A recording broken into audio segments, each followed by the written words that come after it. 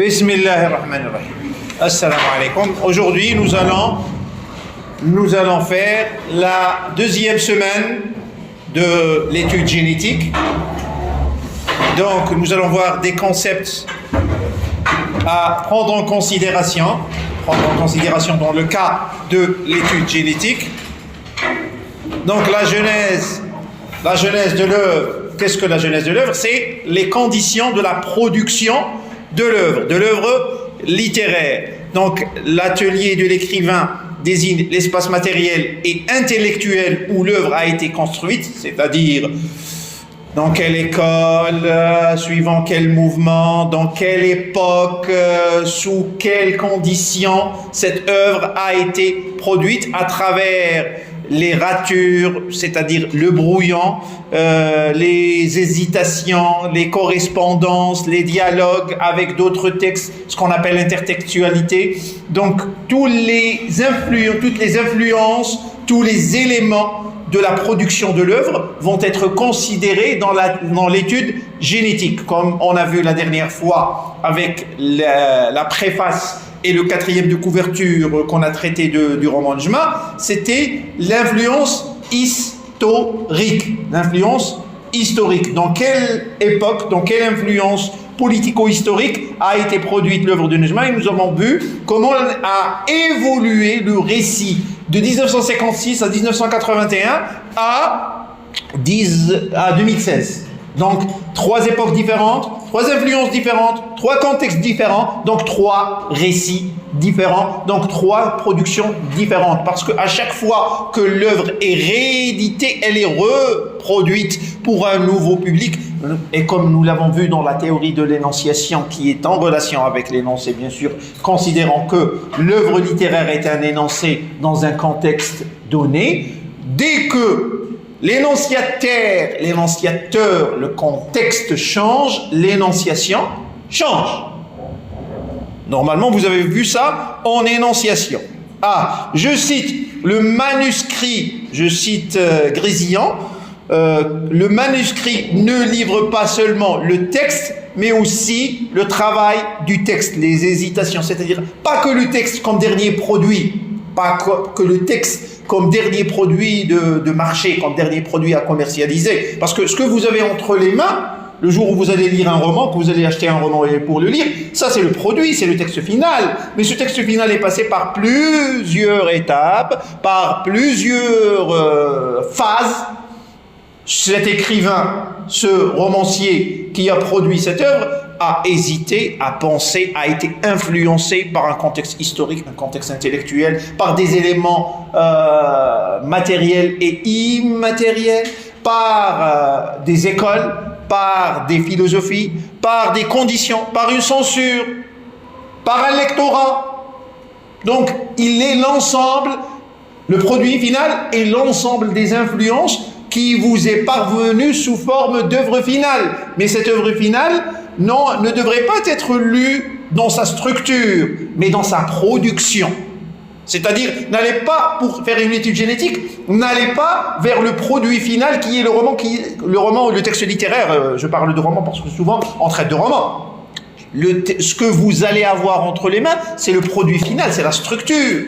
Si vous voulez faire une étude génétique, une étude des conditions de la production, allez vers la production, allez vers ce qui a influencé le producteur de la littérature à sa naissance,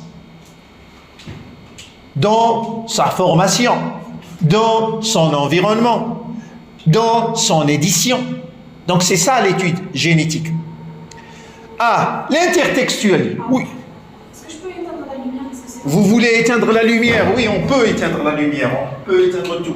J'éteins la lumière. Merci. Donc, je continue.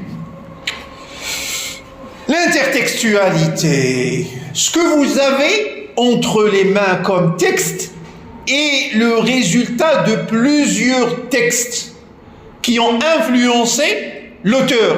Mais il ne s'agit pas d'aller vers l'intertextualité textuelle, c'est-à-dire structurale, parce que structurelle, c'est dans la structure. L'intertextualité en dehors de la structure, génétique. Je cite Julia Kristeva, la mère fondatrice de ce concept qui est l'intertextualité. Donc, tout texte se construit comme mosaïque de citations. Tout texte est absorption et transformation d'un autre texte. À la place de la notion d'intersubjectivité s'installe celle d'intertextualité. C'est-à-dire que cet écrivain, parce qu'on parle d'écrivain, l'écrivain est une personne réelle. Cet écrivain a été influencé par plusieurs textes qu'il a lus auparavant. Allez chercher ces textes dans ces brouillons. C'est ça l'intertextualité génétique. Allez chercher ces textes dans ses correspondances, dans ses brouillons, dans son journal intime, dans ses entretiens, non pas dans le texte, parce que dans le texte littéraire, on vient à la structure littéraire. La structure littéraire est une structure fictive, par excellence. Alors que la structure extra-littéraire, comme je ne cesse de le répéter, l'étude génétique ne se préoccupe pas du corpus littéraire, mais du corpus extra-littéraire, périlittéraire, ce qui a été écrit autour de la littérature, à propos de la littérature, concernant l'homme de littérature, qui a émané de l'homme de littérature dans sa vie réelle, non pas dans sa vie littéraire, non pas dans sa structure littéraire. Donc, cet homme, cet écrivain, cet être humain qui s'appelle l'écrivain, a été influencé par les réseaux intellectuels. Il a eu forcément un réseau intellectuel. Donc nous avons l'intertextualité, nous avons le réseau intellectuel. Les écrivains n'écrivent pas seuls. Ils appartiennent à des réseaux, à des écoles, à des cercles, à des clubs, à des écoles, à des mouvements, pardon. Donc, ils ont des influences littéraires. Cet écrivain n'est pas né du néant. Mais je me crois l'écrivain. Écrivain. Non. Il est le résultat d'une formation, le résultat d'une idéologie, le résultat d'une influence, d'un contexte politique. Ce sont souvent les écrivains de littérature, pas souvent, c'est dans la quasi-totalité des cas, sont des intellectuels. Un homme de littérature ne peut pas être un homme intellectuel. Il doit avoir des affinités idéologiques, philosophiques, politiques, historiques. Donc, il doit avoir un avis autour de plusieurs divers sujets dont il fait objet dans sa littérature, dans ses écrits. Il va traiter des sujets sous forme de fiction. Parce que le roman, nous parlons de roman par excellence, parce que nous allons, dans la majorité des cas, dans l'étude littéraire, nous allons traiter des romans. Le roman n'est pas une histoire dans le contexte où il y a, dans le sens où il y a une trajectoire classique de la fable ou de la nouvelle ou du conte, c'est-à-dire situation initiale, intrigue, dénouement, situation finale. Non, le plus souvent,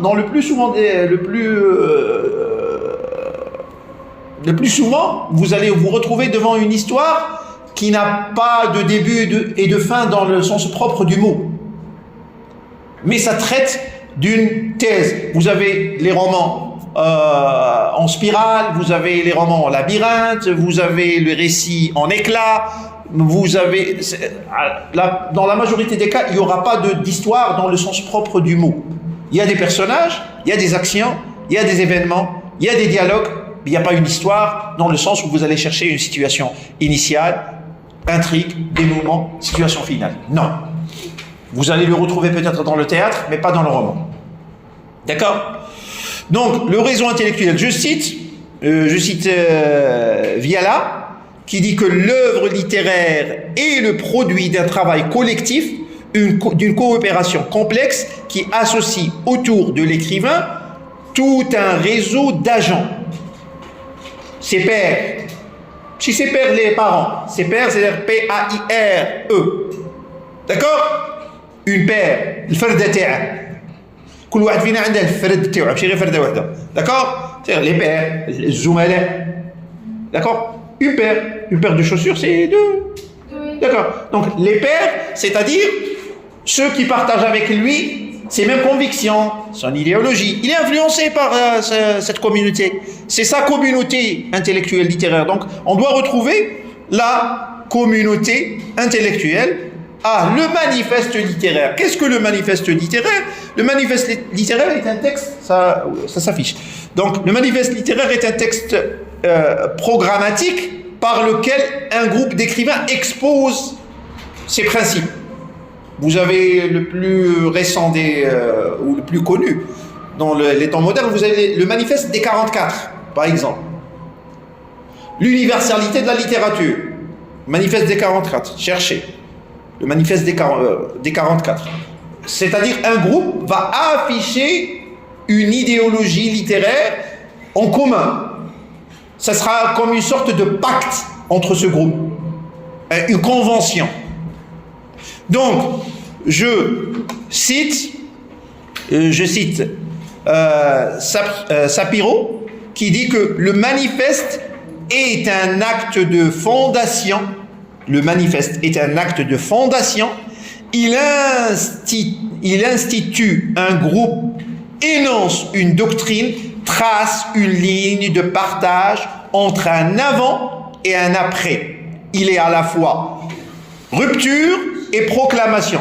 C'est un pacte. C'est une convention entre un groupe d'hommes de littérature qui vont revendiquer on va dire une charte littéraire qui les réunit. Bon, ce sont ces 4 concepts-là, les 4 concepts clés. Vous avez l'intertextualité, l'influence des textes. Vous avez le cercle littéraire ou les réseaux intellectuels. Et vous avez le manifeste. Donc, vous avez la genèse de l'œuvre, l'intertextualité, les cercles ou le réseau littéraire, et vous avez enfin les manifestes. Ces 4 éléments-là à prendre en considération. C'est-à-dire genèse à partir de l'influence individuelle de l'écrivain. Vous avez l'intertextualité, l'influence intellectuelle des lectures de l'écrivain. Vous avez les cercles littéraires, c'est-à-dire cet écrivain appartient à une école, à un cercle, à un groupe, et ce groupe-là va manifester ses affinités, ses conventions, ses pactes avec un manifeste. Manifeste les wabayan. D'accord? Manifeste, ça se manifeste. C'est quelque chose de manifeste, de visible. Donc, c'est un manifeste. Donc, ces 4 éléments-là sont à prendre en considération. Donc, notre tâche, Inch'Allah, c'est de passer à l'étude. Je vous ai envoyé une fiche TD. Donc, c'est une lettre de Gustave Flaubert à Louise Collet. Il y avait une relation intime entre les deux. Donc, c'est une lettre à travers laquelle nous allons essayer de détecter. Donc, vous allez travailler par 2. Chaque 2 vont travailler ensemble. Identifier dans cette lettre les éléments suivants. Vous avez, dans un tableau, bien sûr, essayez de mettre un tableau. Vous avez les doutes et difficultés, la conception du travail d'écriture, c'est-à-dire dans quelles conditions. À partir du texte, c'est une lettre. Ce n'est pas un texte littéraire. Une lettre n'est pas un texte littéraire, n'est-ce pas? C'est une correspondance. C'est une correspondance. Donc, à travers cette correspondance, nous allons faire l'analyse du discours de cette correspondance, de cette lettre. Nous allons faire les doutes et difficultés là où Gustave Flaubert doute, où il trouve des difficultés dans sa lettre, dans sa correspondance. Où nous allons chercher la conception du travail d'écriture, c'est-à-dire comment il conçoit le travail d'écriture toujours à travers ce texte qui est extra-littéraire. Nous allons chercher l'influence déclarée, qu'est-ce qui l'influence dans sa lettre, et chercher les dialogues avec le destinataire qui est sa maîtresse Louise Collet. Devant vous le texte, lisez-le et cherchez. Vous préférez qu'on le lise ensemble? Non. Donc, par 2, travaillez, essayez de chercher les éléments que je vous ai demandés dans un tableau. Commençons par le premier. Le premier qui est On commence la lecture. Suivez. Croix, mardi soir, 24 janvier 1852. Je mène une vie dure, vide de tout plaisir extérieur, et où je n'ai d'autre soutien qu'une espèce de rage permanente. Suivez. J'écris lentement, avec difficulté. Chaque phrase que j'écris me coûte des efforts inouïs. Je passe des heures à chercher un mot, un tour, une cadence. Et encore, quand j'ai fini une page, je suis rarement content. Il me semble que cela pourrait être mieux, plus fort, plus juste. Je voudrais faire du style, mais le style ne vient pas tout seul. Il faut le poursuivre, le traquer, le violer presque. Tu me demandes ce que je lis en ce moment? Je dévore Rabelais et Cervantes. Ces deux géants me donnent des complexes et des ambitions. Comme ils écrivent librement, puissamment, et moi, je suis là, à peser chaque syllabe, à compter les rythmes comme un maçon compte ses briques. Parfois, je me demande si je ne suis pas en train de stériliser mon talent à force de vouloir le discipliner. Mon roman avance lentement. Je veux faire quelque chose de vrai, de juste, qui tient debout tout seul, sans avoir besoin d'explications. Mais c'est terriblement difficile. Il faut tout prévoir, tout organiser et en même temps donner l'impression de la vie qui coule, naturelle, imprévue. Je pense souvent à toi, à tes encouragements. Toi seul comprends ce tourment de la création, cette lutte quotidienne avec les mots. Écris-moi vite, j'ai besoin de tes conseils. Donc, cette fois-ci, nous allons relire en essayant de trouver les doutes et difficultés, les structures du doute. Chercher les structures du doute. Je mène une vie dure. Est-ce que dans cet énoncé, il y aurait un élément linguistique qui rapporterait au doute ou à la difficulté? Difficulté. Quel est cet élément? Dur. C'est un classe grammaticale? Adjectif. C'est un adjectif. Donc mettez adjectif. Dur. Difficulté. Mettez dans la case difficulté. Adjectif. Dur. Vide de tout plaisir extérieur. Vide de tout plaisir extérieur. Ce n'est pas en relation avec la difficulté. Non. C'est le doute? Non. Passons. Et où je n'ai d'autre soutien qu'une espèce de rage permanente.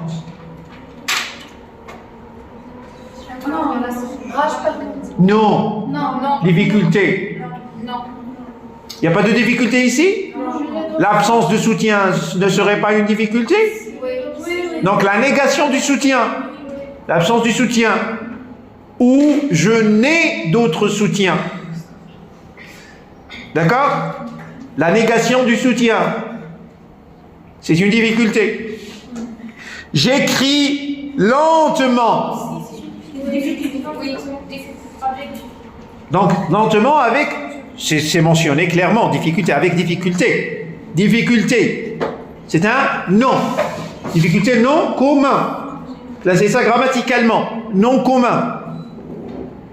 Chaque phrase que j'écris me coûte des efforts inouïs. Effort. Difficulté. Difficulté.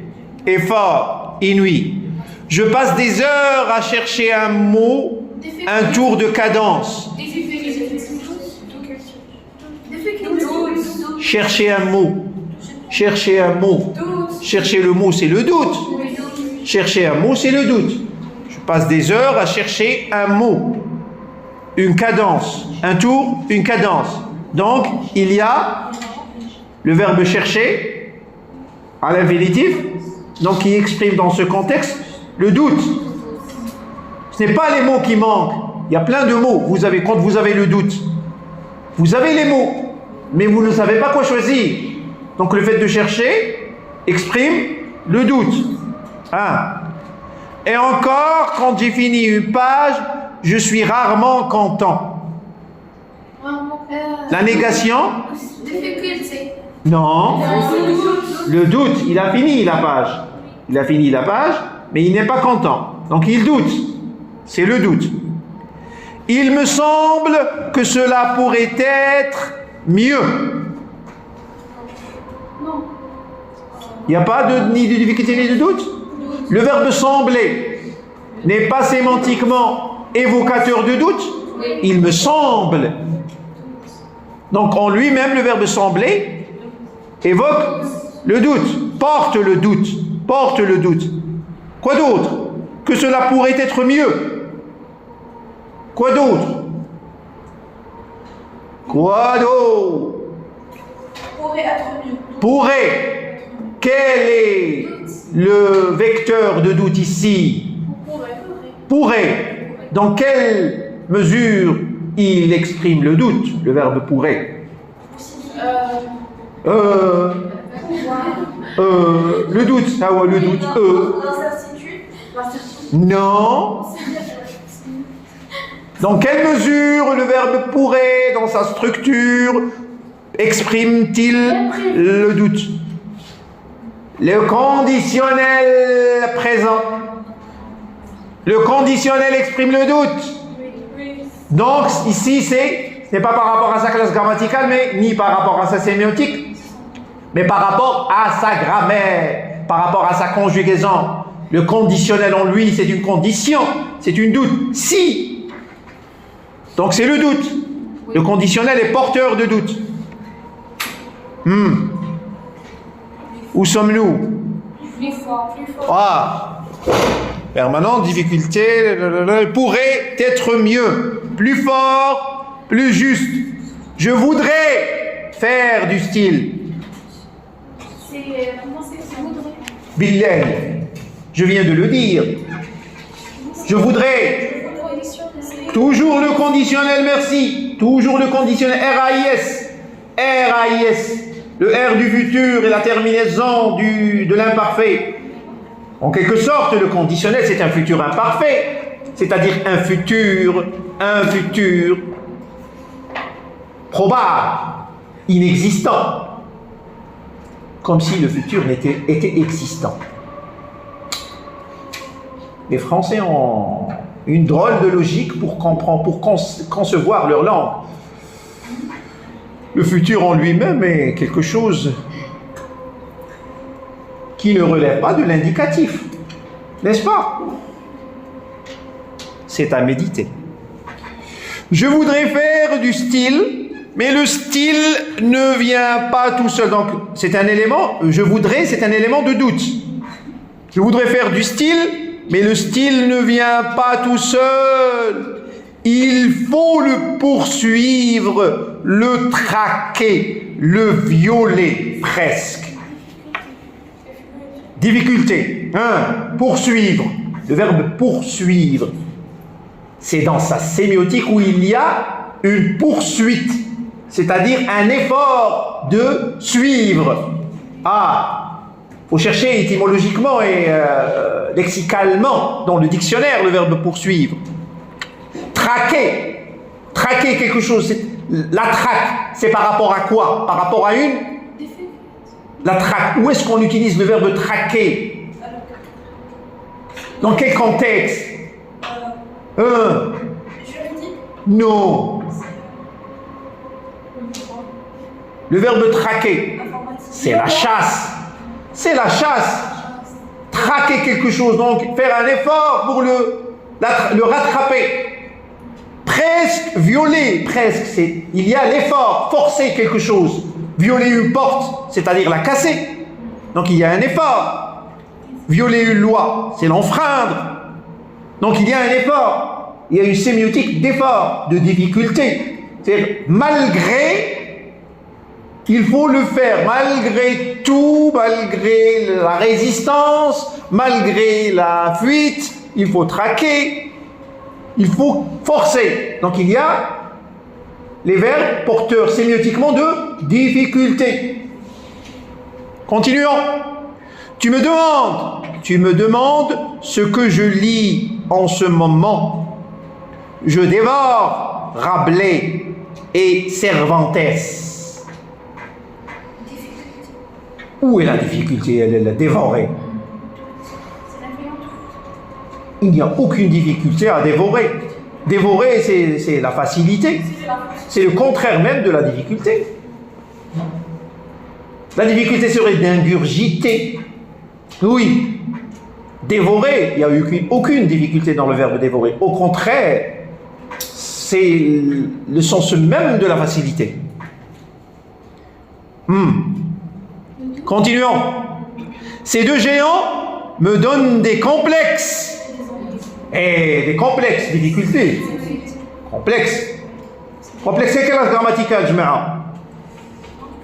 Ah, il y a les classes grammaticales. Non. C'est un nom. Complexe, c'est un nom commun, comme à checker. Complexe et des ambitions. Comme ils écrivent librement, puissamment. Aucune difficulté, ni doute. Et moi, je suis là, à peser chaque syllabe. Doute. Peut-être difficulté, oui. C'est la difficulté de peser chaque syllabe. Donc, il mesure ces mots, il mesure la structure de chaque mot. Donc, c'est difficulté et doute. Parce que lorsque vous doutez, vous ne savez pas quoi dire et faire. D'accord? Donc, ça apporte difficulté et doute. Chaque syllabe, à compter les rythmes comme un maçon compte ses briques. Difficulté, doute aussi. Il compte les rythmes. Parfois, je me demande si je ne suis pas en train de stériliser mon talent à force de vouloir le discipliner. Parfois, le verbe se demander, c'est le verbe se demander. Et se demander, ça relève de quelle sémiotique? Je me demande, je me pose des questions. C'est quoi? Le doute, c'est le doute. C'est une sémiotique de doute. Donc, je me demande si je ne serais pas en train de stériliser mon talent à force de vouloir le discipliner. Mon roman avance lentement. Difficulté. Lentement. C'est quelle classe grammaticale? Adverbe, merci. Lentement.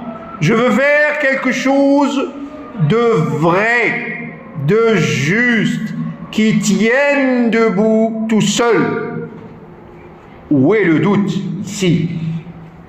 Ce n'est pas vraiment doute, mais ça relève de l'éventuel. Il n'est pas sûr de lui.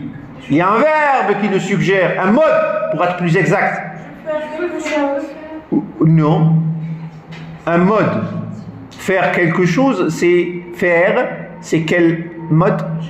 C'est quel mode? C'est quel mode? L'infinitif. L'infinitif, c'est le mode nominal du verbe. Il n'y a aucun doute. Ah. Merci. Tienne. C'est quel mode? Présent de quoi? L'indicatif tienne? Hein? Merci. C'est le présent du subjonctif. Du subjonctif. C'est de l'éventuel. Ce n'est pas de l'indicatif. C'est-à-dire, il pense qu'il pourrait faire un roman qui tienne. Donc ce roman ne tient pas réellement.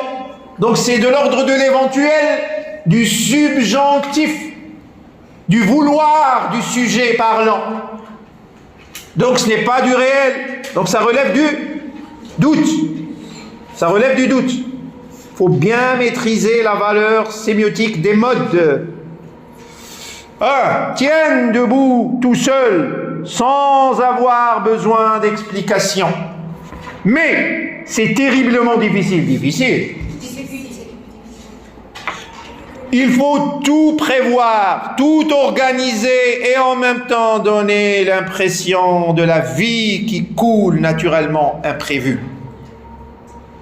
Peut-être donner l'impression, dans ce contexte, ça donnerait un sens de difficulté. Parce que le versus, c'est la vie qui coule, naturelle, imprévue. C'est-à-dire, c'est la spontanéité face à la difficulté. Peut-être. Je pense souvent à toi, à tes encouragements. Toi seul comprends ce tourment. Le doute, le tourment, c'est le doute. Ce tourment de la création, cette lutte quotidienne avec les mots. Écris-moi vite. J'ai besoin de tes conseils. Besoin. Je suis dans la difficulté. Si j'ai besoin, c'est que je suis dans la difficulté. Est-ce que tu as besoin de quelque chose quand tu n'es pas en difficulté? Non. Tu n'as besoin de personne. Tu es dans l'aisance. Mais ici, si tu as besoin, c'est que tu es dans la difficulté. Donc, besoin. Maintenant, je viens de souligner le doute et la difficulté. À vous, dans une tâche à accomplir à domicile et de me l'envoyer dans le groupe dans lequel on vient de vous intégrer, de me l'envoyer sous forme de lien Drive ou sous forme de PDF ou sous forme... Le mieux serait de l'envoyer Word pour que je puisse corriger. D'accord? La conception du travail d'écriture, tout ce qui relève de la conception du travail d'écriture, les influences déclarées et le dialogue avec le destinataire. Où est-ce que ça a dialogué? Et ne me dites pas qu'il n'a dialogué qu'à la fin. Non. Au long de toute sa correspondance, Gustave Flaubert a dialogué avec Louise Collet. Donc, dans un tableau, accomplissez la tâche en relevant les éléments énonciatifs par rapport à la conception du travail d'écriture, tout ce qui relève de la conception du travail d'écriture, dont Gustave Flaubert a parlé, les influences déclarées, qui l'a influé, quelle école, quels écrivains, il a cité des noms, n'est-ce pas? Donc, allez chercher derrière ces noms les influences. Allez chercher derrière les noms les influences. Ne me relevez pas seulement les noms et vous dites tiens, il a été influencé par Rabelais et Cervantes. Non, ce n'est pas que ça. Allez chercher l'influence derrière le nom. Et un dialogue, cherchez qu'est-ce qu'il a eu comme dialogue avec le destinataire. Est-ce que vraiment il y a un seul destinataire ou il y a une polyphonie? Le concept de polyphonie en étude énonciative. D'accord? Cherchez l'intertextualité.